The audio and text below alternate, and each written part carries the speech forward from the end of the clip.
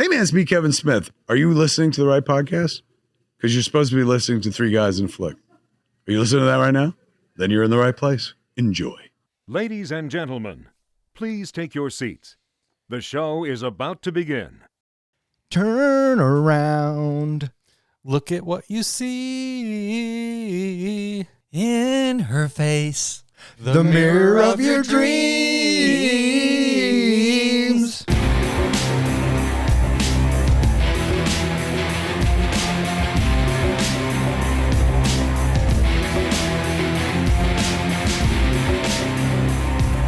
Welcome back. You are listening to Three Guys in a Flick. This is where we review the good, the bad, and the absurd. Tonight's episode, The NeverEnding Story. Beware spoilers. Coming to you from the swamps of sadness, my name is Don. And to my right, we have our comic book guy, John. Heidi ho. And to my left, we have the professor, Ken. All right. What do you want? Why are you being so nice? Who, me? Yes, you. Why? What do you want? You're up to something. Why would you think that I'm up to something? Because you're being nice. Oh, define nice. How am I being nice? You're being pleasant and you want something. What do you want?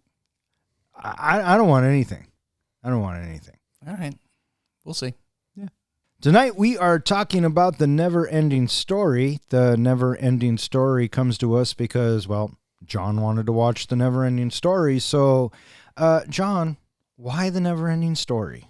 You know, I was trying to think of a movie for us to review this week, and this one has been kind of circulating in my brain a little bit as kind of a callback to, you know, our childhood when things weren't so CGI and there were movies out there that you went and saw that kind of blew your mind a little bit. And I kind of felt like this movie was one of those movies that really kind of, at the time, spoke to me. Because I've mentioned it before, you know, I was bullied as a kid in high school. So I kind of, you know, understood Bastion a little bit. I love the practical effects of the puppetry and the costumes with the, you know, the real life stuff going on. And I also really love the meaning behind the movie, which was don't give up hope.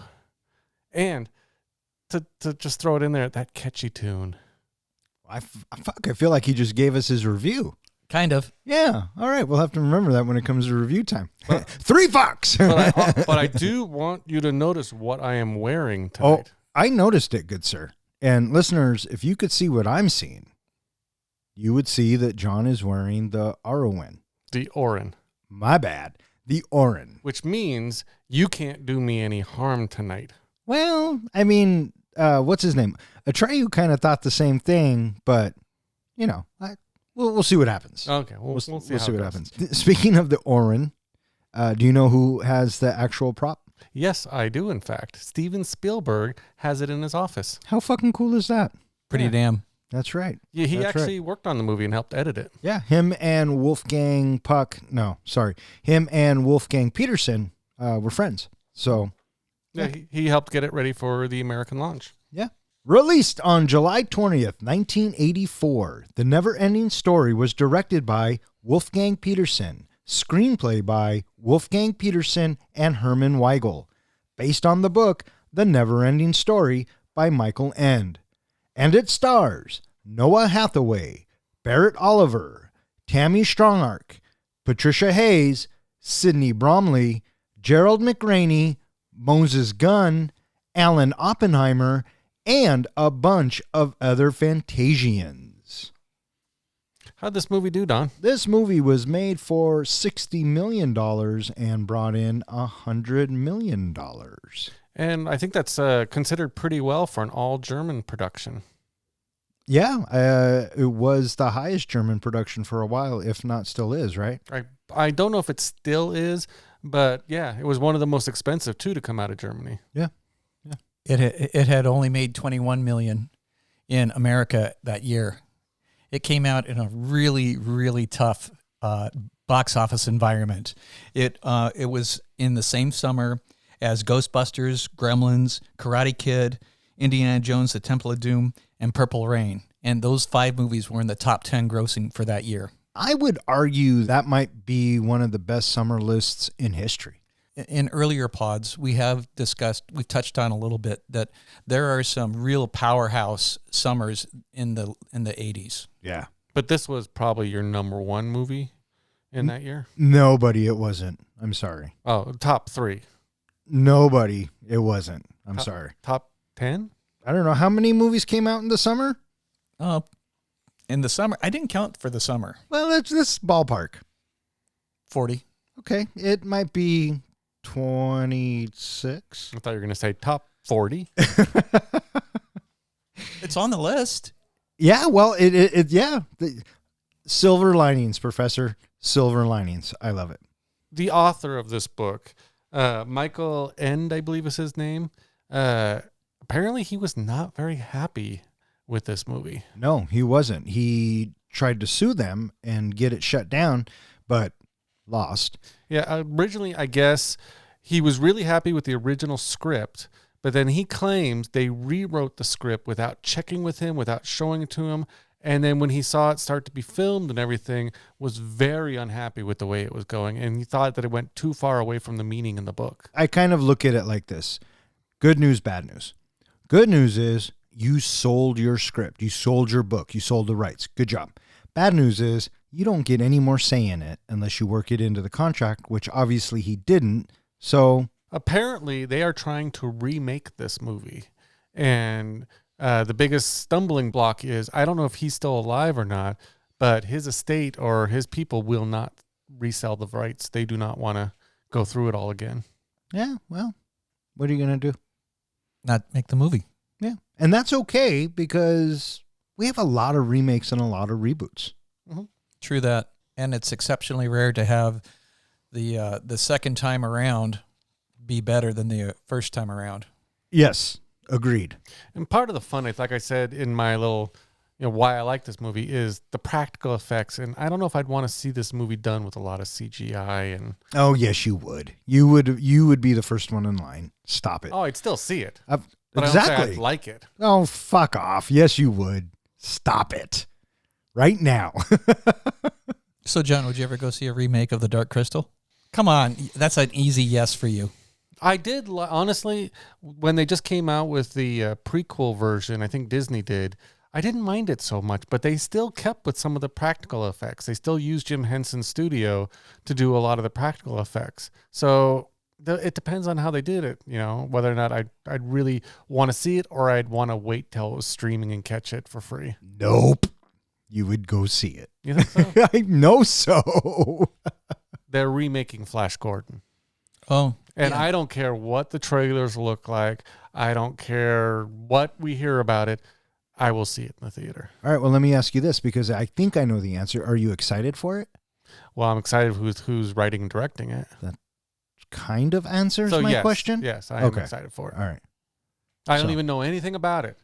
Well, yeah, you But I'm do. already excited. You know it's Flash Gordon. Yeah. And that's all you really need to know in something like this. I will be excited to see it because it's got to be better than the original. And you got Taika. that's what I'm saying. Come on. So we'll see. We'll see what happens. But if it doesn't have Queen in it, There will be some sort of reference to that song. I guarantee it. I guarantee it. how could he leave that out? Exactly. I will guarantee that not only will they do some reference to Queen, but they will put in the lines, "Go Flash, go," and "Fly my Hawkman." They will be in there. You heard it here first, folks. I stake my comic book reputation on it. And this concludes our review of Flash Gordon. All right. Wolfgang Peterson. Do you guys know him from anything? I have seen several of his movies. Not knowing that it was Wolfgang Peterson, it's like, oh. I didn't even know he had other movies out there. What movies have you referenced? Das Boot, Enemy Mine, In the Line of Fire. Did you say Enemy Mine? Yeah. Yes. Oh, I like that movie. Outbreak, Air Force One, Perfect Storm. So you're saying he started with this movie and it was all downhill from there? Well, he did Das Boot before Okay. this, and then he did Enemy Mine after this. And Das Boot is where him and Spielberg became chums. Mm. So, what did you guys think of the cast to the NeverEnding Story? The kid who played Bastion, I don't know if he's been in anything else. I thought he did an okay job. He wasn't that great. The standout for me was Noah. What did you think of either of those two kids? I thought that Noah Hathaway, who plays Atreyu, I thought he did a good job. I didn't mind Bastian. I think what I minded more than anything was the name Bastian. What kind of asshole names your kid Bastian? I was guessing it was short for Sebastian. Then why not just say Sebastian? I don't know. On. I'm going to call you On. Okay. Just get it? N. I'm here all night, folks. What'd you think, Professor? What'd you think of these two little shits? And there goes the nice. The two kids, they are passable, but they don't stand out in any way. Right. Do you know where we know Noah from? Battlestar Galactica? Well, Yeah. sort of. It's after Battlestar Galactica, but he's only on for one season. He was Boxy. What do you mean after Battlestar Galactica? Battlestar Galactica happened after NeverEnding Story. Oh, I thought I read it there's before. no way. So Battlestar Galactica. Oh, maybe it is 80. But yeah, he was only on for one season. Yeah, and he's small, Mm-hmm. right? And in Neverending Story, he's Tall. old. Yeah, it might even be like 79. Yeah, So maybe. Yeah. Did you hear did you read what this movie did to Noah? beat the shit out of him. And I was thinking about that last night when I was watching it. Yeah, there was one scene, I guess, with the horse, riding on the horse, that the horse stepped on his back and broke his back. There was another scene where he's getting pulled down into water, but the machine malfunctioned and almost drowned him. They pulled him out unconscious. And then in the scene where he fights the Gmork and it launches out at him, one of the metal claws on it almost blinded him permanently. He just got the shit kicked out of him in this movie. I know. That's what I said. Yeah. And then to just, kind of icing on the cake, at the end of the filming, they gave him the horse. Yeah, but unfortunately, he couldn't ship it from Germany, so he gave it to his writing double. Mm-hmm. So that's pretty cool. Yeah. Viggo Mortensen got his horse from Lord of the Rings. Yeah. Do you know what Noah does nowadays? He's a tattoo artist. Yeah, he runs a tattoo shop with his wife. Yeah. The childlike empress, the young woman that played that, what do you think of her? For the 10 seconds she's in it, she did good. She's very reactive. And I thought when she spikes the camera and starts talking to Bastian, I thought that was a good bit too. Any comments? Passable. Apparently the story behind her was she always wanted to be a dancer, and she was taking dance lessons and dance classes, doing performances, things like that. And she got invited to this audition. She didn't even know it was for the movie. Yeah. She was really excited when she found out later on it was for the movie. But yeah, she had no clue. She went on to do a few other things, little things here and there, but people wanted to put her into more adult-oriented type roles. It was very creepy. So she left Hollywood and just became a dancer. Well, good for her. Good for her. The other person who, to me, is a standout in this casting is Alan Oppenheimer, which, as we know, is the voice of Falkor, Rockbiter, and as well as the Gmork. But do you know what? I like to refer to him as the voice of Gen X. And do you know why? No, why? No, why? Are you familiar with He-Man?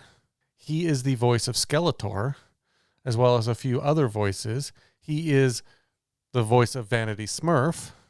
He is also the voice of Alfred Pennyworth in one of the Batman movies. And he's done a ton of video game voices. So you've probably played some of the video games that he has been the voice in. Oh, I'm sure I have. So that's why I say I kind of feel like he is the voice of Gen X. Yeah. Him and Peter Cullen and Frank Welker. Mm-hmm. Absolutely. Is it trivia time? Why, of course. Yes, it is trivia time, Don. In our continuing pursuit to crown a master of movie trivia, I have prepared a series of questions related to the movie we are reviewing this episode. Please wait until I finish each question before answering. What does Bastian draw in his math book? A unicorn. Unicorns. How many boys are chasing Bastian? 3. Very good. What color is the garbage can that Bastian gets dumped in? Orange. Red. I'll go with orange or red because it was hard to tell, but it's supposed to be red. What type of test does Bastian skip in order to Math. read the book? Math. Very good. Does that count even though I didn't let you finish the No, it question? doesn't. The point went to Ken on that one. You're welcome, because had I not said anything, I would have got the point. What do the plains people like to hunt? Purple buffalo. The purple buffalo, correct. The wise Morla the Ancient has a distinct allergy. What is she allergic to? Little boys. That's what I thought too. Youth is the answer. How many times does Morla sneeze? 3. 3. 3, very good. What is the given to the Empress by Bastian? Moonchild. Moonchild, very You good. sure it's not Martha? Get it, Batman? Superman. Martha. Yep. Why'd you say that name? How many books does Bastian tell Mr. Corander that he has at home? 186. Very good, Ken. Somebody watched the movie. I was going to say like 270. What's the name of the castle that the childlike Empress lives in? Ivory Tower. Very good. And the final question. Where does Artax die? In the In the swamps of sadness. Yeah. Speaking of that, You're tied. it's funny. Yeah, it definitely is a tie. But when you speak to a lot of Gen Xers and you talk about childhood trauma, and was there any movie out there that you can think of that that was the most traumatic to you? A lot of people will quote that horse scene in this movie. Did that affect either of you? In 1984 when I watched it, yes, very much so. Yeah. Last night when I watched it, not so much. Ken? No. Obviously, yes for you. Oh, yeah. Tears down the face. Every time. When you watched it the other night? Mm-hmm. Really? Yeah. Huh.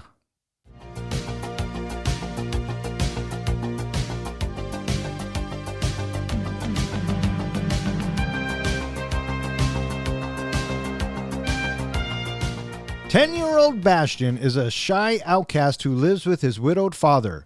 One day, on his way to school, Bastian is chased by bullies, but escapes by hiding in a bookstore, annoying the bookseller, Mr. Coriander. Bastian's interest in books leads him to ask about the one Coriander is reading, but the bookseller advises against reading it, saying that it is not a safe story like regular books.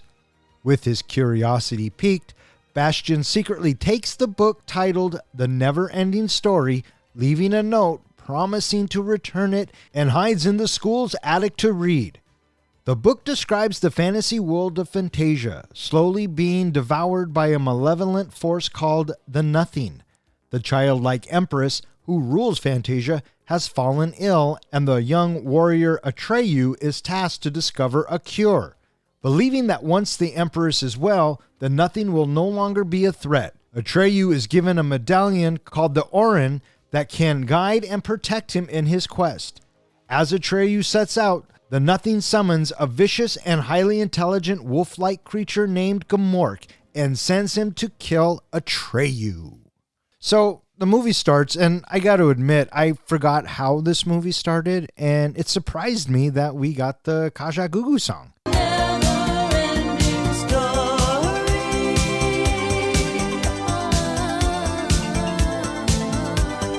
No, I remember the whole starting with the sky and everything, and I always liked it. It just goes right into the song. Yeah. And all those swirling clouds for a couple of minutes. Clouds. More clouds. More swirling clouds. Yeah. Even more swirling clouds. Wait. Do you know how they did that? How'd they do it? It's oil in water, Oh. and the camera's upside down. Or the picture is, or however they did it. And then they slowed it down, recolored it, and now we have clouds. We are introduced to Bastian, and he's waking up from a dream. We find out that his mother has passed away. He's living with his dad. They're having breakfast. You know, this whole... Very cold and, I think, without hope kind of relationship. I don't know if I would go so far as to say without hope. I always kind of believe that there's always hope, but a very cold situation for sure. Yeah. And I think it's because the dad doesn't know how to communicate with his son, you know, and in the 80s at the time, that was very much the norm. I think the dad also represents what we eventually come to understand what the nothingness is doing to Fantasia. Yeah. He's the poster child of the nothingness. Yeah, he wants Bastion to wake up, get his head out of the clouds. In essence, stop being a kid. I also got kind of the impression, I don't know if you noticed this in the scene, but the colors were kind of muted down a bit so that I think it more popped when we went into the world of Fantasia. Oh, yeah. I was also struck by, he's not all that old, but Dad, he just gets done chastising him. Don't be late to school, and he takes off. So there he is sitting at the breakfast table, and this kid is going to get himself put together and off to school on time. Yeah, well, he wasn't late yesterday. Did you notice what the dad had for breakfast? Yeah, that was weird. An egg in orange juice. That was weird. And I like how Bastion's just making himself a peanut butter and jelly sandwich. Do you see that block of butter? Talk about fucking going back in time. So Bastion is on his way to school, and naturally he has to get confronted by his bullies. What'd you guys think of this whole 80s bully scene?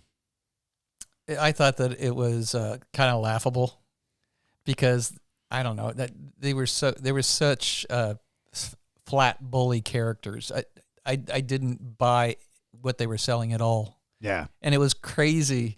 No, not crazy, but it cracked me up how this is a crowded city street area with all these pedestrians wandering around, talking to each other, walking back and forth. But these bullies are tormenting this kid, and everybody just completely ignores the whole thing. Nobody intervenes in any way. Not even a little bit.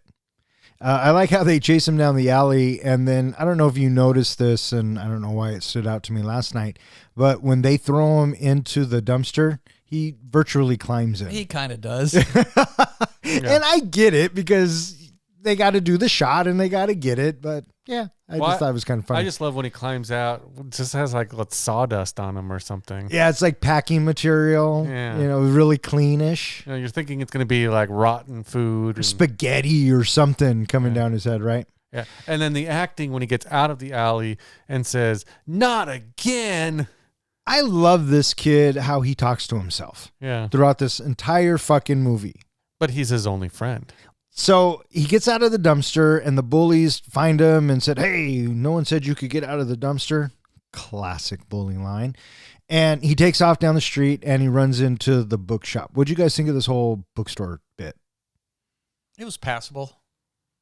I thought for me, it was kind of, it was a little stereotypical, but I also liked the fact, I love the interaction between him and Mr. Coriander. Well, I got the impression that, first of all, when he first came in, he really did not like kids and he didn't want Bastion in there. But then he started to see something in Bastion of, this is the next person who needs to own this book. This is the person. And so I need to intrigue him enough to get him to really want to read this book. Sure. And what I liked what he said was the books you read are safe. You read Treasure Island, you read Last of the Mohicans, Wizard of Oz, right? 20,000 Leagues Under the Sea, right? And then he asks him, "Have you ever been Captain Nemo, or have you ever been this character?" And he's like, "Yeah, when I read the book." And Coriander's kind of like, "Not like this, you haven't." No, not and when that the danger is really real. And that really sparks his interest, and so naturally, he steals the book. But he leaves I will bring it back, I promise. So Yeah. is it really stealing if he left a note? No, it's more like borrowing. Yeah. And you can tell by Coriander's reaction, that's exactly what he wanted.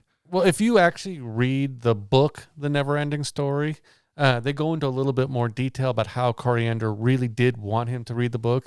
And at the end of the story, they compare notes and they explain more of why it had to be Bastion who took the book and what Bastion needs to do next with the book. Huh. Which is eventually, just like Coriander, Bastion is going to have to pass on the book to somebody else. Huh. I would have never known that. Me neither. Because Coriander, he's on the screen for what, maybe 2 minutes? Maybe. Mm-hmm. Maybe. It's real quick. And I get it. They're trying to get us into Fantasia. And I just didn't think that the approach of getting us into Fantasia was carried off with any finesse. What kind of threw me for a loop for a little bit was as he's running to school, he has this thing in his jacket. Does he think that no one's going to see it? Who knows what this kid's thinking, right? He goes to school and he's late for his math class or his math quiz. And so he says, fuck it, I'm just going to skip. And he goes and finds the attic, but he knows where the key is. So do you think that was his first time in the attic, or do you think he's been there before? I think he probably has some kind of deal, worked with a janitor or somebody that he can go and hide away in this room. Right. But do you think that was his first time in the room? No, because he seemed to know where everything was. He knew where those candles were. He knew where matches were. I thought he'd been up there before. Yeah. I assumed it was his little hideaway. Well, when he walked up there, he looked amazed. So I took it as maybe this was his first time. Not that it matters, but, you know. Well, you bring up a good point about how it didn't feel like, did you say something like we didn't get enough of Fantasia or not a good really introduction into Fantasia? One of the things that I found interesting was this movie is only half the book. Where it ends is the halfway point in the book. The book goes on with a whole bunch of more information that actually really dwells more into the story behind the book, the story behind Fantasia, the story behind the childlike empress, much more, and it really builds on that. So I felt like if we do ever get the remake of this that's supposed to be more loyal to the book, we're gonna get more story. And correct me if I'm wrong, you have or have not read the book yet? I have read some of it, but I have not read all of it. I'm actually hoping soon to read all of it. Oh, okay. I do know, and I will throw this out there, for anybody who has seen the sequel to NeverEnding Story, the second movie is actually based off of the second half of the book. Oh, well, there you go. So it's very loosely based, but it is kind of the storyline of Bastion in Fantasia. Well, that is a movie I will not be watching anytime soon. Can I Unless- get an amen? Amen. Unless it gets put in the helmet. I will only accept it in the helmet if it comes from someone other than any one of us and our families. Okay, so listeners, if anybody's listening out there, please put NeverEnding Story 2 into the helmet.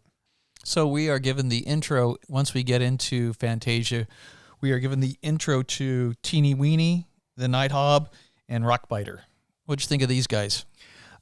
I thought they were fine. I thought they were mythical creatures or fantasy creatures. And, 1984, the practical effects, they look pretty good. You have Deep Roy, who is in fucking everything. And I liked the Night Bat. What's his name? The Night Hob. The Night Hob. I like the Night Hob and his bat that he flew around The with. stupid bat. Yeah. And the Rockbiter. I thought they were three really good characters. Yeah, I really like the difference of them. I originally, and I was wrong on this, I originally thought Jim Henson played a role in the puppetry and the costumes and the characters in this movie. He doesn't actually, his company doesn't actually play a role until the third sequel. Yeah, this is all a German company. Yeah. Yeah. So I thought they did an okay job. I think back then I found them a little bit scary at times, just especially the Rockbiter being so huge. But I thought they were fun. Again, I kind of felt bad for Deep Roy getting his voice dubbed a bit. Yeah, well, they had to make it for an American audience. So we're introduced to these three characters, and the Rockbiter is on his way or left where he was at because the Nothing was coming and swallowing everything up.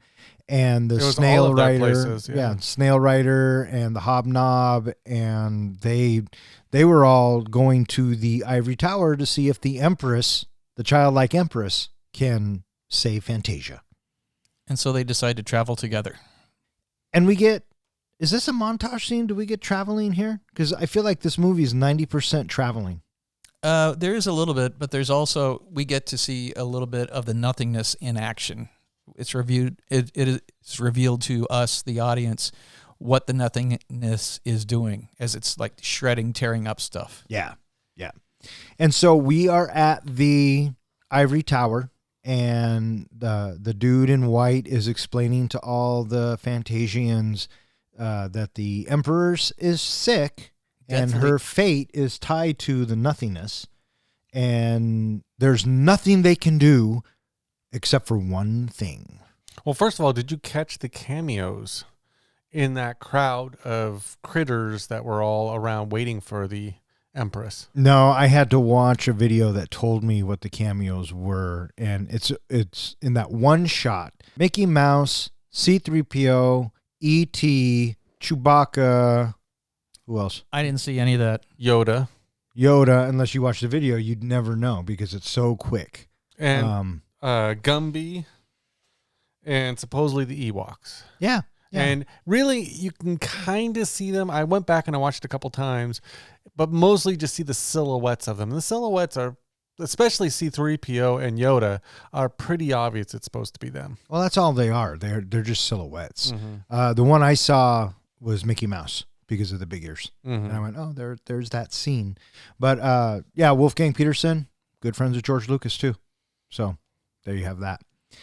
And so we're told that the only way to save the Empress is to get a warrior from, where's he from? The Great Plains. The Great Plains. You get a warrior from the Great Plains, and he will go find a cure.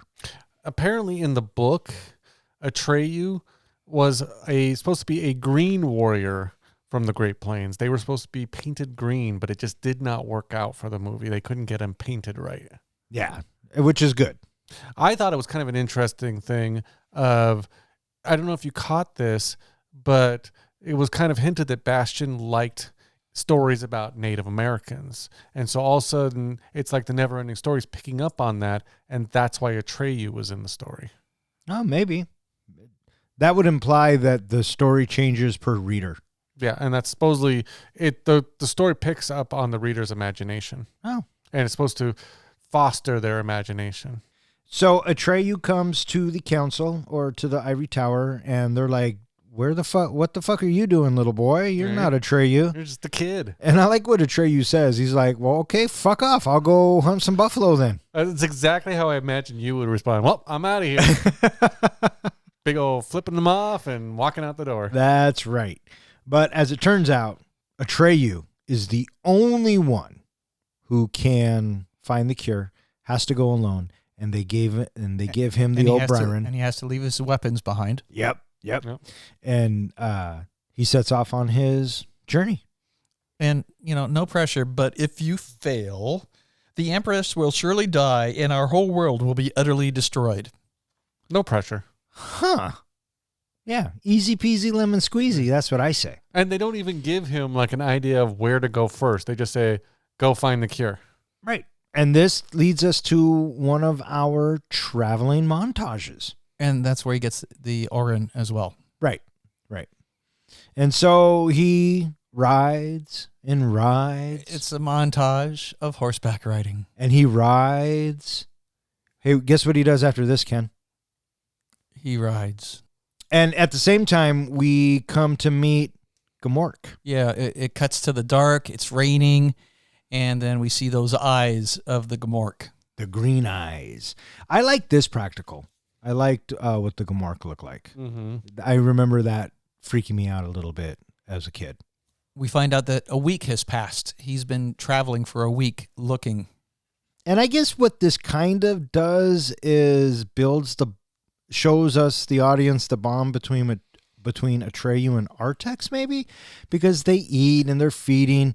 Oh, and we should mention that as Bastian is narrating this, we keep cutting back to him reading it.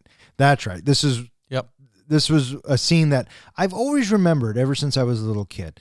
When Atreyu and Artax are eating, Bastian is like, that's a great idea, because he was always talking to himself, which, I made me fucking laugh. So he gets out his peanut butter and jelly sandwich, but what makes me laugh is when he takes a bite and he says, no, we still have a long journey to go. And he puts his sandwich down and saves it for later. But yes, they're both eating at the same time. Yeah. And then it's another riding montage. Wait, another one? This movie needs more montages. There are a lot of things that this movie needs, my friend, and a montage is not one of them. We get a real quick cut of the Gamork at one of the resting points that Atreyu was at. And so the Gamork is on the trail of Atreyu.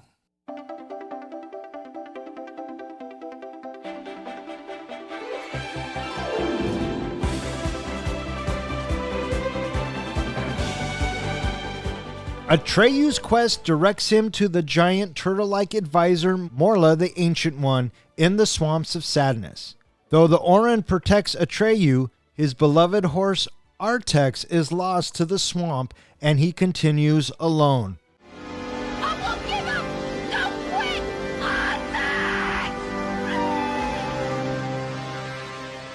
Morla won't help Atreyu because of his allergies and apathy.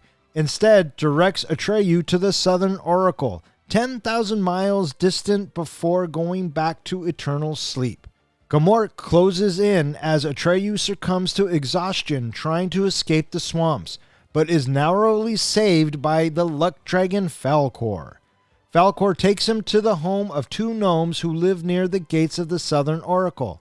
Atreyu crosses the first gate, but is perplexed when the second gate, a mirror that shows the viewer's true self, reveals a boy, which Bastian recognizes as himself. Atreyu eventually meets the Southern Oracle, who tells him that the only way to save the Empress is to find a human child who lives beyond the boundaries of Fantasia to give her a new name. Atreyu and Falkor flee as the Nothing consumes the Southern Oracle. In flight, Atreyu is knocked from Falkor's back under the sea of possibilities by the Nothing, losing the Orin in the process. He wakes on the shore of some abandoned ruins where he finds several murals depicting his adventure, including one of Gamork. Gamork then reveals himself and explains that Fantasia represents humanity's imagination and is thus without boundaries, while the Nothing is a manifestation of the lost of hopes and dreams. Atreyu battles and kills Gamork as the Nothing begins to consume the ruins. So after what felt to be like a long montage, Atreyu shows up in the Swamps of Sadness. There was a lot of swamp walking there. He's walking along because he's looking for Morla, which he just knows it as a big shell home. He doesn't necessarily knows it's a turtle. Right. And along the way, Artax gets sad. Yeah, he starts to succumb to the swamp of sadness. I won't give up! Don't quit! Artax dies. He drowns. Pretty traumatic for people. I thought Noah actually did an okay job acting here. He really got into the whole, trying to get his horse out of the mud. In 1984, when I watched it, it broke my heart. And it's always stayed with me. And I'm one of those people that you mentioned earlier. A traumatic scene from my childhood, NeverEnding Story is right up there. Going back and watching it now, I know it's coming. And yeah, it's sad. It doesn't hit me nearly as hard as it did when I was younger. What I wanted to know, and I think I know the answer, and it's kind of a lame answer, but why doesn't Atreyu sink? That's exactly what I was thinking. A lot of people on the internet asked the same question, and it has been responded to. There's one reason why he does not sink, and can you guess the reason? If it's the Orin, I'm going to fucking get up and walk out of this fucking room right now. So let's move on to the next part. Remember what the Orin is supposed to do. I get that. It's supposed to protect him from harm. So the story is that somehow the Orin is protecting him, even though he's got tears coming down his face. I know it's a long stretch. I call it bullshit. Yeah, Makers of NeverEnding Story, guess what? Bullshit. A lot of people will call that out as a goof in the movie, as a broken plot line, Plot hole. Whatever. I call bullshit. So he trudges his way, being very sad, in the Swamps of Sadness. Doesn't even sink a little bit. And he finds Morla. I love how he climbs up the giant shell thing, and then it starts moving, and he just starts following it off. Did it make you at all think of Stephen King and his whole universe? Did it make me think of Stephen King? Yeah, probably. What I was thinking was that this poor kid keeps getting the shit kicked out of him. I don't know how long it took to film this, but constantly being wet, muddy, cold, just the stuff he had to go through. No wonder he really didn't want to have much to do with acting afterwards. No shit, huh? Yeah, I heard he froze his ass off. We do have a moment right here when we have Bastian and he yells, and it seems to be heard in the story. And so now we see that there is a bridge that is beginning to form between Fantasia and the real world. Yeah, I kind of laughed at that part. But you're right. It does start to bridge the gap. And Bastion even says, that's impossible. They couldn't have heard me. What'd you guys think of this whole Big Turtle bit? I thought, what a shitty character that he really couldn't care less, and his complete apathy. Yeah. He's like, I'm ready for the nothing. Yeah, he was kind of a dick, right? Yeah. Couldn't care less about helping anybody. It's supposed to be a she, but doesn't make any difference. Do you like the sneezing? Kept sneezing him back into the mud. Oh, yeah. That reminded me of Jurassic Park. It was comical. Yeah. Yeah. Yeah. Although back then when he first said, or she first said, I'm allergic to youth, it was like a ha ha ho ho hum. Nowadays at my age, when someone says I'm allergic to youth, I kind of understand. Is that why you and I don't get along so well? I don't know. I heard something on, I think it was on the TikTok the other day, that somebody asked a question of, as you get older, what is something that you decide you hate more and more? What's your answer? The answer was people. You hate people more and more as you're getting older? Yeah, I'm going to be that guy who has a rocking chair on my front porch and yells at the kids to get off the lawn. I'm already the guy who, when the neighbor kids knock a ball into my yard, I pick up the ball, I hold it over the fence, and I say, see this ball? See this ball? It's my ball now. Why are you such a dick? I don't know. I'm just getting cranky in my old age. Yeah, but there's got to be a reason why. I think you're rubbing off on me a little bit. I would not deprive the neighborhood kids of the ball. I would throw the ball back at them. I think you would pop it and then throw it back at them. Why? Why would I want to destroy their game? Why would I want to destroy their fun? I would probably aim it at one of the little fuckers' heads, but I would give it back to him. You were that guy in dodgeball who always aimed at the weakest person, didn't you? No. Just No. nail him right in the head? No. A lot of the times I was the one protecting the weakness. Oh, okay. Dick. So there you go. I totally just made that up.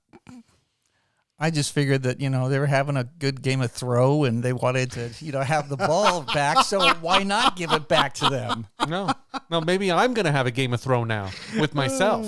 That doesn't surprise me at all, Bastion.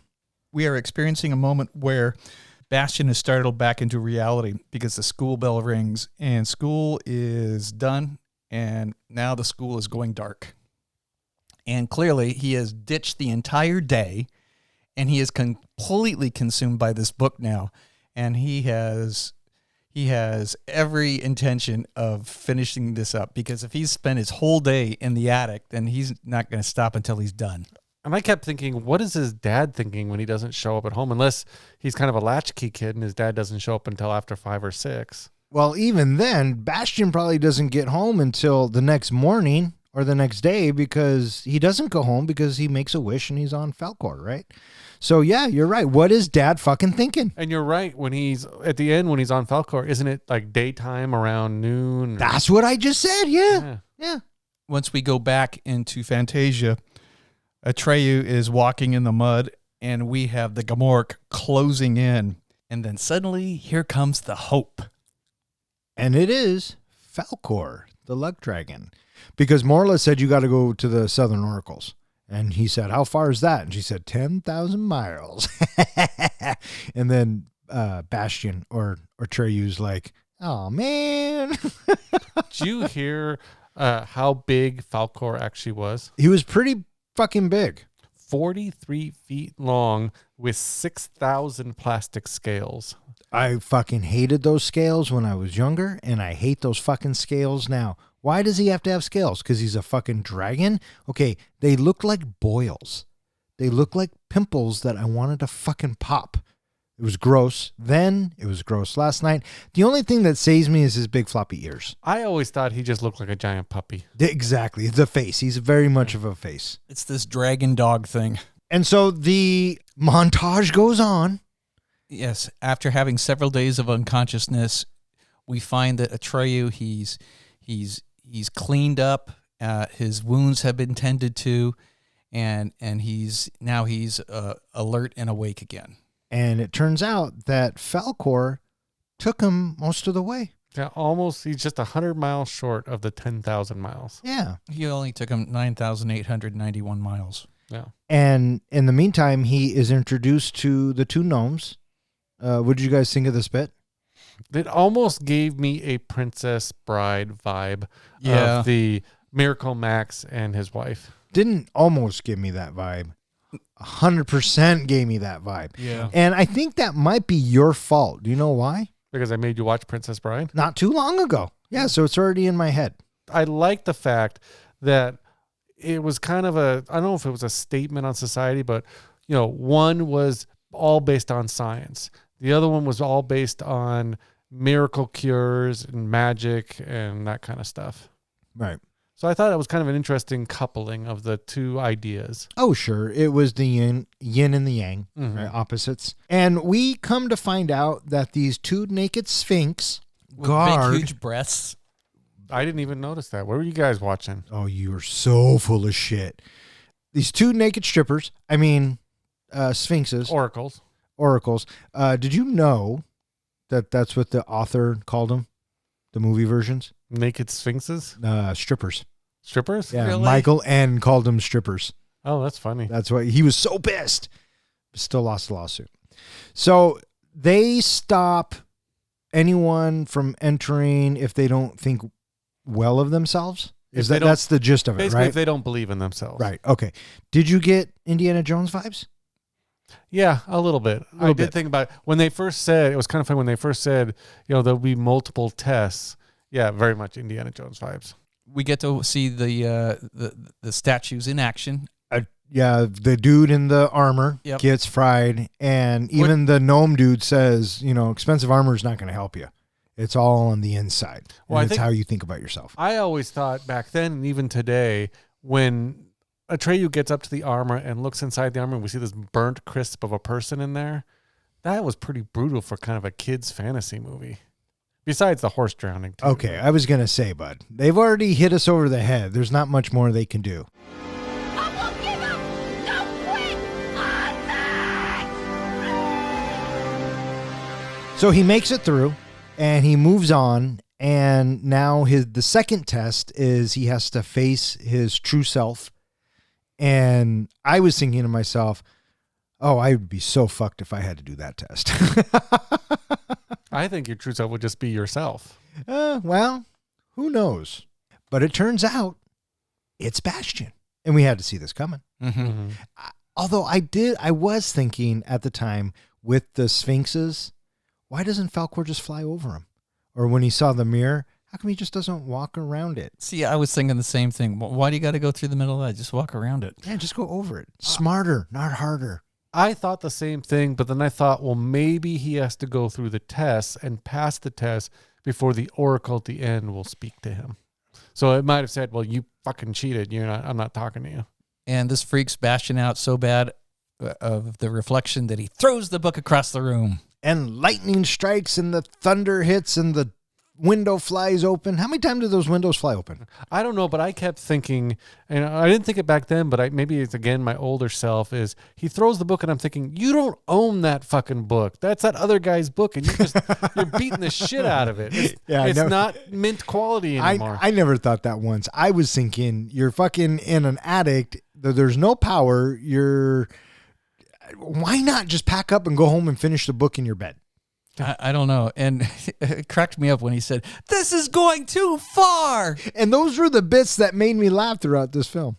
But yeah, he should go home now. But does he? No. Instead, he breaks out the candles. Yeah, because, naturally that's what he has to do. Well, I kept thinking, if you looked at the little candle display, it looked like there was like a lab beaker and some flask connected to it too. Where were those candles coming from? Well, you guys said that he'd been up there a gazillion times. So you tell me where the candles are coming from. Where did the kid get the matches? Up his butt. Whoa, listen to this guy. I was thinking in that briefcase / backpack that kid was lugging around. Didn't that look like a fucking suitcase? Yeah, kind of, yeah. So the sculptures or the sphinxes. Atreyu reaches the blue sphinxes. The sphincter. And the naked sphincters, and they tell him Naked strippers? Yeah, it could be the same thing. And they tell him the way to cure the Empress is to give her a new name. And Atreyu's like, what the fuck are you talking about? Well, I'll give her any fucking name she wants right fucking now. Are you kidding me? I came all this way, lost my fucking horse to give this bitch a new name? It's only a human child that can do this. Good news, bad news. Good news is the fix is really easy. The bad news is it's got to be a human child. And you can only find a human child past the boundaries of Fantasia. So what do we do? We get on the back of the luck dragon and fly to the boundaries of Fantasia. It's a montage where they fly And fly. and fly And fly. and fly. And fly. Until they come. Is it the nothing that Yes. they're flying against or Yes. sideways or through or whatever? And so the nothing has caught up to them. And knocks Atreyu off the back of Falcor. Yep. One thing that the director has said about this movie is when you see the clouds and the dark rumbling and all that, that is not the nothing. That is the power of the nothing. That is the presence of the nothing. The nothing is invisible. We don't see the nothing. Well, it certainly was revealed to us in the movie that way. Yeah. Not Atreyu, he falls and he lands on a beach, and Atreyu and Falcor, they can't find each other. Atreyu! And at this Pretty good. point, Atreyu has lost the Orin, Yep. which means if he comes across the Grimmock, he doesn't have it to protect him. It doesn't matter. He is the greatest warrior ever. Of the Plains people. Ever. He was the one picked to save the fucking world. He is Bruce Willis's character from Armageddon. So Atreyu finds Rockbiter, and they lament over the impending approach of the nothing. And the Rockbiter's like, you know what? I lost all my friends. The nothing took them all. I'm just going to sit here and wait for it to come and get me. That was another scene, I think. I don't know if it really hit me the first time I watched it because I don't know if I really fully comprehended, but this time through where he's talking about, he's got these strong hands, but they weren't strong enough to hold on to his friends. That was another scene that kind of touched me a bit. Yeah, I bet you those strong hands did kind of touch you a little bit. Yeah. It was heartfelt, and it was a tender moment, and it was oh, woe is me, the world is lost. This is it, right? Here comes the end of the world. Among the ruins, Atreyu finds his story. Yeah, all those weird murals. Which didn't appear to be never ending. No. Right. So he finds the pictures, and he comes across one that's Gamora. No. Gamork. Right. And Mindy. And he turns to his right, and there is Gamora. Gamork. What'd you guys think of this whole duel? I liked their conversation, their explanation of who he works for and what he is, that he didn't even realize that was Atreyu. He's been hunting him all this time. I don't know if by scent or whatever, but yet he doesn't recognize Atreyu at this point. That was curious. I liked that part. I thought that was a nice little twist. Even last night when I watched it. And he's just talking shit. He goes, you have the honor of being my last victim. I was looking for this little fucker and I couldn't find him. And Atreyu's like, he finds his little rock knife. And he's like, fuck you, dude. I'm the baddest of the plains. I'm fucking Atreyu. Let's get it on. Yeah, that was kind of badass, though. The way He was, because he knew, he kind of accepted that the nothing was coming and goes, well, fuck, if we're going to do this, let's fucking do it. Yeah, let's rumble. Why not? What do you got to lose? Exactly. 2 seconds later, Gamora charges him, gets a knife to the belly. The funny thing is, and it's bothered me back then, it bothers me now, but when Gamork actually pops out of the cave, for that brief instant, he looks like just this little tiny dog with this huge giant head. And then he lands on top of him and he's a bigger thing, man. Kind of like a buffalo. I know, it was just so weird looking when he popped out of it. I thought, well, that's not very intimidating. Well, those fucking teeth were. Yeah. So Gamork is dead, and we think that all hope is lost. Well, the other thing, too, with Gamork is he explained why the nothing has power, because people in the real world are losing their hope and they're losing their dreams and they're just giving into the nothing of real life. And he tells, I keep wanting to say Sebastian, and he tells Atreyu that Fantasia has no boundaries. So good luck on trying to find a human kid, you fucking dork. So And it was kind of nice to finally have some dialogue to get us, the viewing audience, up to speed on what the hell this whole nothingness is about.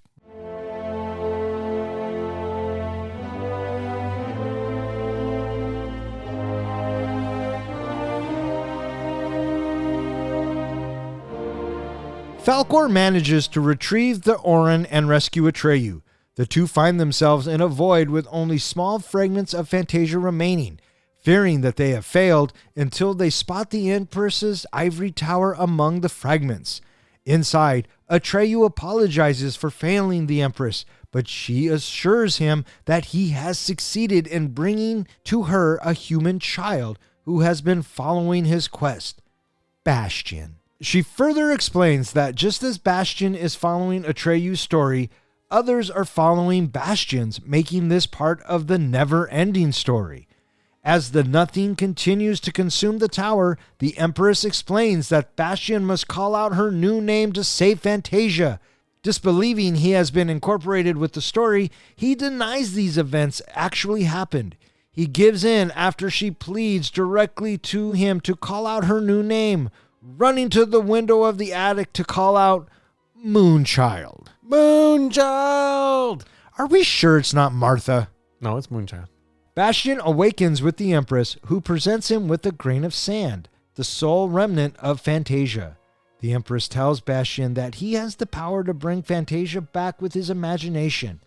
Bastian recreates Fantasia and flies on Falkor's back to see the land and its inhabitants restored, including Atreyu and Artax. When Falkor asks what his next wish would be, Bastian brings Falkor to the real world to chase down the school bullies. The film narrates that Bastian had many more wishes and adventures, but that was another story. Roll credits. Never-ending story. Ooh, how can you not? It's like Flash. Oh. See, it's a knee-jerk reaction. Before we get into the end, at the end, when it says Bastian had many more stories and many more adventures, but that is another story, can you guys think of any other films that end with that phrase? But that was another story. But that is another tale. Which was? Conan. Nailed it, motherfucker. There's one more I was thinking of. Do you know what it is? I know what you're talking about, but I can't think of it. Jay and Silent Bob Strike Back. You're right. When they're walking away with the chimp. All right, so Falkor retrieves this little fucker and his Orden. Fuck. And they're flying they have this idea that maybe, just maybe, the ivory tower is still standing. Well, they're flying the Millennium Falcon through the asteroid field. They're looking for the ivory tower. And I actually really like this bit. I thought it was visually cool. And even in 84, I really liked it. The blue screen work here, I think, was better only because of the space, because of the darkness of space. But the contrast of the colors and then the big white ivory tower, I thought was a really cool looking shot. And then it's basically they land, we get Atreyu talking to the childlike Empress. Now, I don't know, again, this is another thing you probably didn't get the impression from the movie versus the book, but in the book it's revealed that this childlike Empress is called childlike for a reason. She's actually as old as the first story that has ever been told. So she's an ancient being. But an interesting, I love how when they're kind of talking a little bit and she mentions that, you know, you basically, your adventures had to happen because you needed to basically get Bastian invested in your story. Yeah, and Atreyu's like, oh, I'm sorry, I failed. And he kind of did, but he kind of didn't because Bastian knows, and he thinks he knows, but he doesn't want to believe it. He doesn't want to believe that he has been incorporated into this story. Did you get at this point that we have now been incorporated into the story? Yeah. When she basically says, just like like he's been following your adventures, somebody has been following his. We are those people who've been following his adventures. And when she spikes the camera and she starts talking to Bastian, she's also looking at us, the audience, trying to bring us in as well. And, Bastion fights it, and everything starts to break down. And I think this is where this little actress earns her chops, right? When she does her, Bastion, why won't you say my name? Which is so funny to think about as an adult.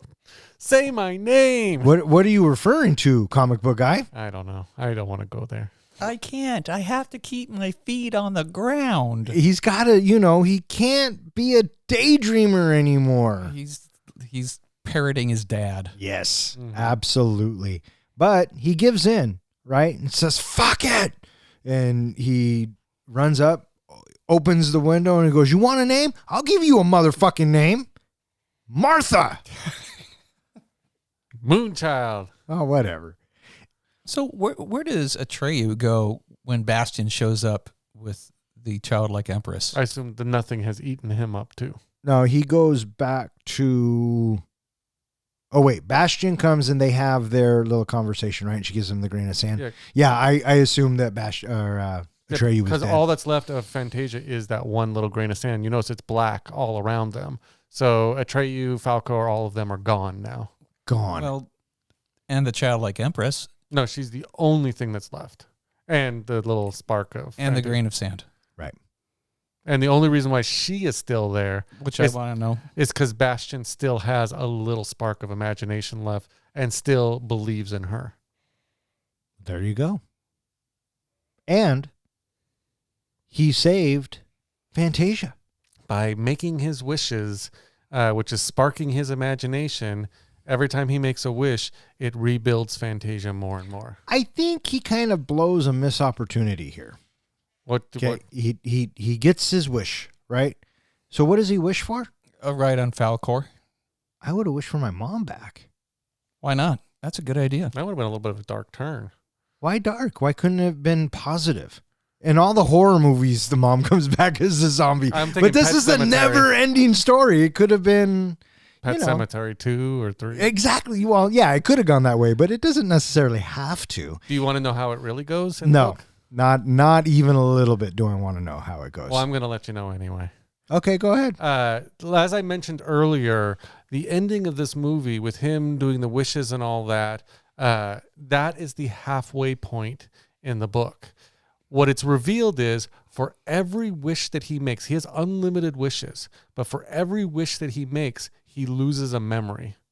And what happens is he starts making lots and lots of wishes to the point where he is actually living in Fantasia and rebuilding the whole kingdom and everything. And he becomes the king of Fantasia and actually starts abusing his power, becomes kind of an evil king to the point where he is putting Atreyu and every one of his friends in danger because he's creating all these villains to fight against them to make all these stories in his imagination. So he ends up almost becoming the villain of the whole story.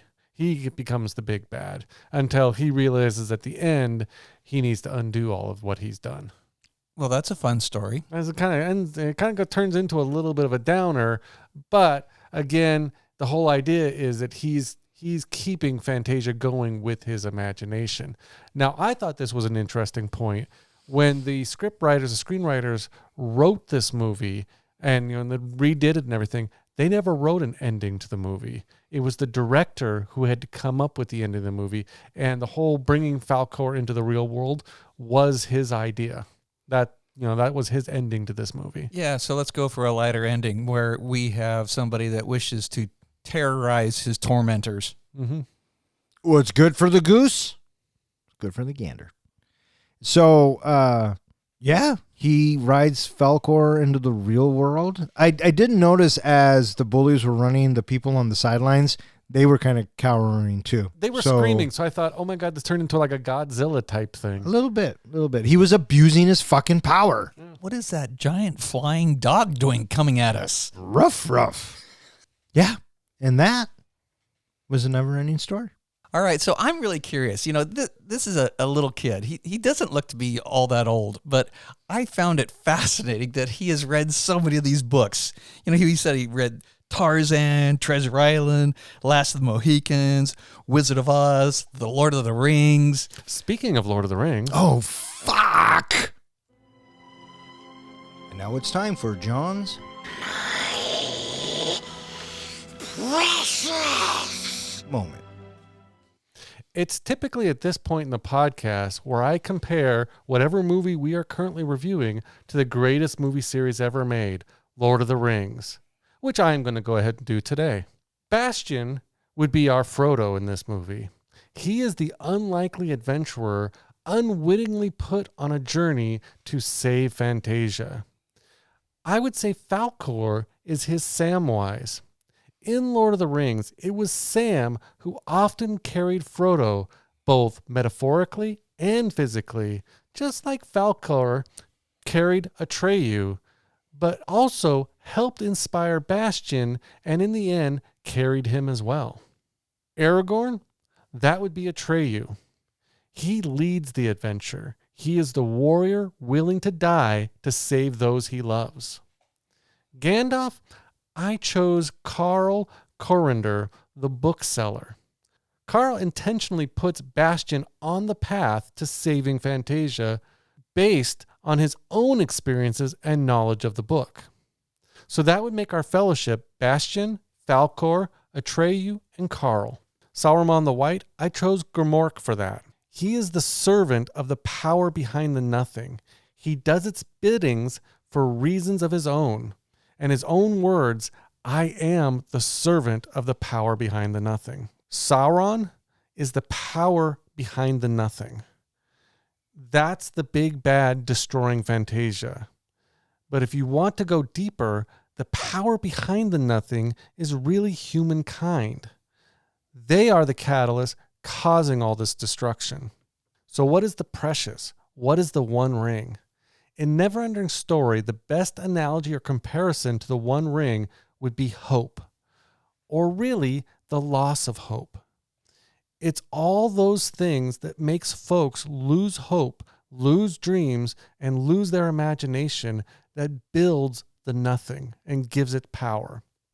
As Grimork states, the reason the nothing is winning is because people have begun to lose their hopes and forget their dreams. And it's the emptiness that's left. It's like a despair destroying the world. He goes on to state that people without hope are easy to control. The world, including Bastian, are losing their hope, and that in turn is destroying the world of imagination. Because without hope, what is there to dream about? The whole point of the adventure is to inspire Bastian into using his imagination to become part of the story by giving the childlike empress a name. Naming her is a catalyst to the recovery of dealing with the loss of his own mother, which has crushed him. So there you have it, my comparison of the NeverEnding Story and the Lord of the Rings. Bring on the grades. So I thought that you had a pretty good representation for our main characters of Frodo, Gandalf, Aragorn, Sam. But I think that what really brings it home is what you give it for the One Ring, the loss of hope. So I'm giving this a solid B+. B+, huh? I thought that your comparisons were pretty good. What happened to how come no one's Artax? I kept thinking that Artax would be Aragorn's horse. What was the name of Aragorn's horse? Prego. Fuck, I'm good. That's kind of what I thought too. Not bad. Kind of, fantasy, both fantasy stories, a lot of parallels there. I agree with the professor. I did like the ring being the loss of hope because there's nothing worse than a loss of hope. And there was nothing worse than the ring. So I, too, am going to give you a B-. Well, thank you. And that was John's Precious Moment. All right, what do you guys think? You guys ready to rate this flick? I'm ready to rate this flick. John, you ready to rate this flick? You don't have to drown my horse. I'm ready to finish this quest. I won't give up! No quit!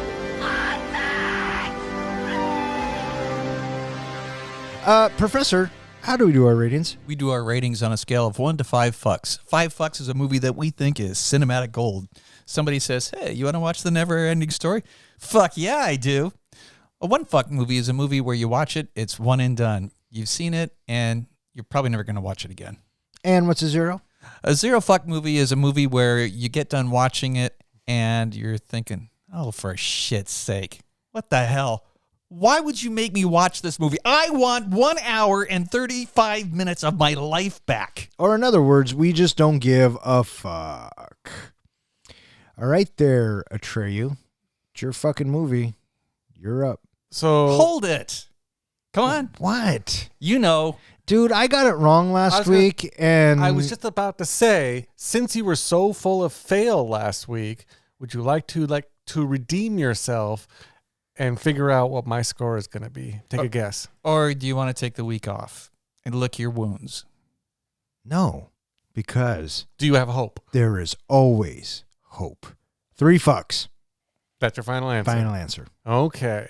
Even though he's got all this shit here? 3 fucks. I'm holding him to that. The Never-Ending Story is a bit of a mixed bag.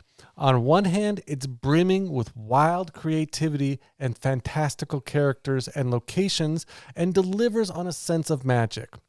Plus, it's hard not to love the epic journey of our young protagonist Atreyu and his loyal companion, the luck dragon Falkor. On the other hand, the film's age definitely shows. The special effects, while great for the time, can't compete with high-definition CGI that we tend to be spoiled with today. Some scenes were meant to be awe-inspiring, now kind of come off as cheesy and a bit of an antique. Plus, the pacing felt off. At times, you feel like you're on a roller coaster. At other times, you feel like you're stuck in a kiddie carousel with just more traveling and more journey and more horse riding and more flying. It just goes on and on. As for the plot, it's a standard good versus evil narrative with a dash of the power of belief. The film's message, never losing hope, and the importance of imagination is timeless, but the execution could have been a bit better fleshed out. The characters, though, are the real highlight. Atreyu is relatable, and it's easy to root for. And Falkor, well, he's just downright fun. And I love the fact that he's voiced by Alan Oppenheimer, of, like I said before, the voice of Gen Xers. Even with its flaws, the Never-Ending Story is still a fun nostalgia trip. If you're looking for a movie to share with your kids, this could be a good pick. Just don't expect it to hold up to contemporary standards of a fantasy epic. For me, it's a solid 3 out of 5 fucks. All right, well, there you go. 3 fucks from the comic book guy. What you got there, bud? Me or you? I'll go. All right, cool. The Never-Ending Story was a movie that I saw last on VHS. It had been a really long fucking time since I'd seen this movie. And it did not stand out to me in any way in my memory as being anything significant or special or noteworthy in any way. I thought that the dog creature that I always think of, which makes me think of the song, which immediately now, as soon as I heard that we were going to be watching this and then I hear the song, where do I go every time? Stranger Things Season 3, when we have the spider monster chasing the station wagon and we're listening to the song being sung by the kids. That's where I always go now whenever it comes up. And so that's what I've been thinking about the whole time with this. And I don't know if that's necessarily a good thing because that doesn't represent the movie very well.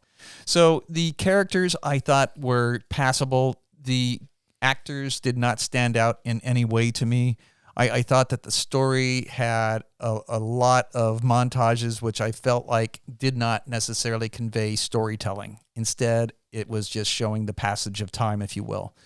And that's not wrong or bad. And watching the movie is certainly, it's not terrible, but nothing stood out to me. And the special effects of the time, I think that, it does make it does make itself dated. But, also there is, some redeemable things about this because, the nothingness, having it being represented in a time when, there is no superhero. There is no super monster. Instead, this nothingness, is very uncharacteristic of antagonist in the movie in that way.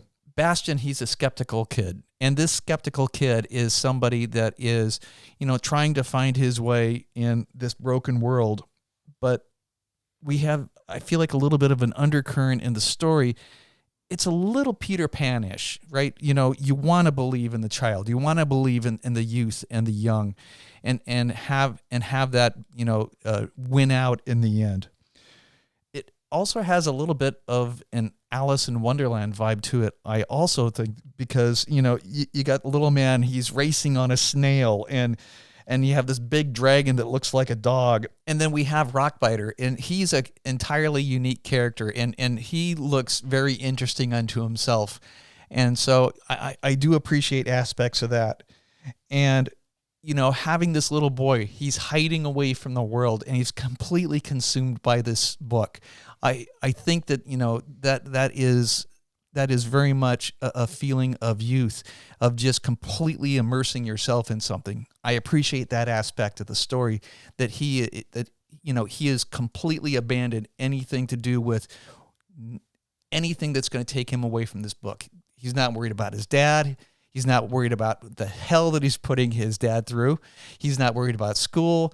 Nobody at school, has any idea that he's there. He's completely forgotten about, and he's absolutely absorbed into the book. And I can appreciate that, because this is the active imagination of a little boy that we are being told he believes. And with that, there are some redeeming characteristics of it, but I think that the whole movie comes across as pedestrian, and I'm giving it 2.5 solid fucks. 2.5 fucks from the professor. How about you go next? Well, I guess so. 1. 1 fuck? Yeah. Is that what you're guessing that I'm going to give it? 1.5. 1.5? Okay. Yeah. Okay. Professor, you got any guesses of what do you think I'm going to give it? 2. 2.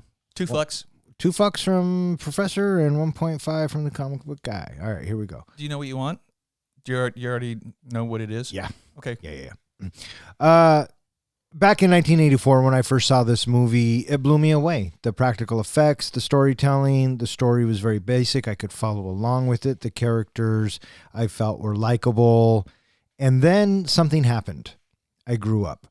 And going back and watching it last night, still a good story, still takes me back to when I was a kid and watching it, and I felt those things again. So a lot of it is nostalgia. It comes in at 1 hour and 34 minutes, but I feel like there were way too many montages. I feel like Atreyu really doesn't do anything but lose his horse. I won't give up! No quit! On There are some things that just doesn't make any sense. But the flip side to that coin is visually, I think it does hold up. Outside of the blue screen flying bits, and there are a lot of those, but it does hold up. It holds up with the likes of The Wizard of Oz. It holds up with the likes of The Princess Bride. Those movies, those practical effect movies in the 80s, I think this one is very good. The Rockbiter looked great. The snail and the little dude and the bat and this, that, and the other. I thought they all looked great. The problem was the story is just so basic, I guess. And it doesn't really take me anywhere. And I don't know.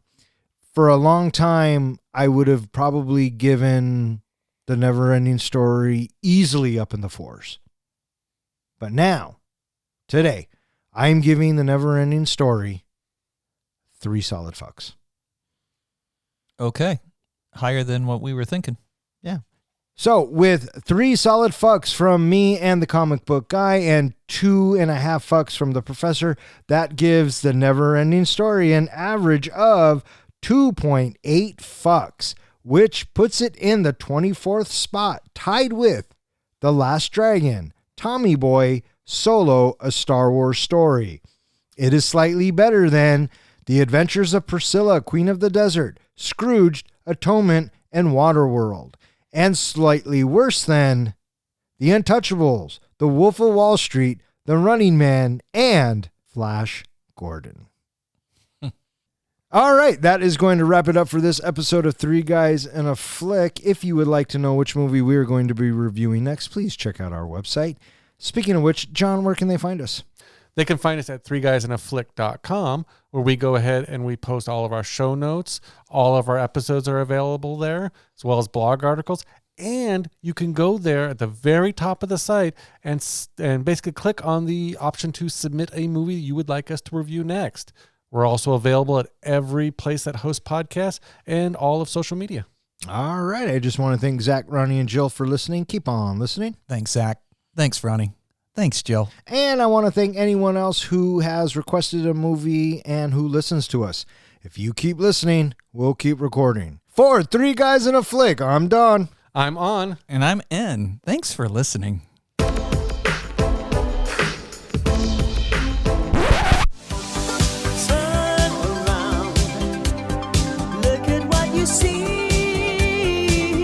So if his mom's name is Moonchild, is his dad's name Son Adult? Singing or are we speaking? We're going to sing this motherfucker. Okay. And it's going to be glorious.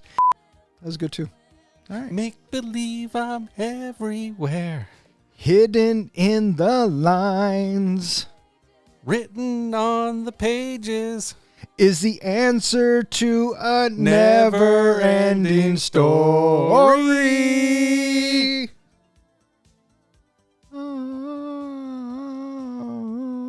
Where were you? No. Speaking of the Arwen, what is it? Oren. Fuck. He rides some more. Hey, speaking of journeys. Why would you go into that now? Oh, maybe it's not the right time. Blew his wad. Such a premature wad blower. Can we do that one more time? That ending? Why? Just go with me. Where am I going? Because he wants to say something different. Yeah, I want to say something different. What do you want to say? Just do it. No, really, what do you want to say? You'll find out. Bastion. Little bastard.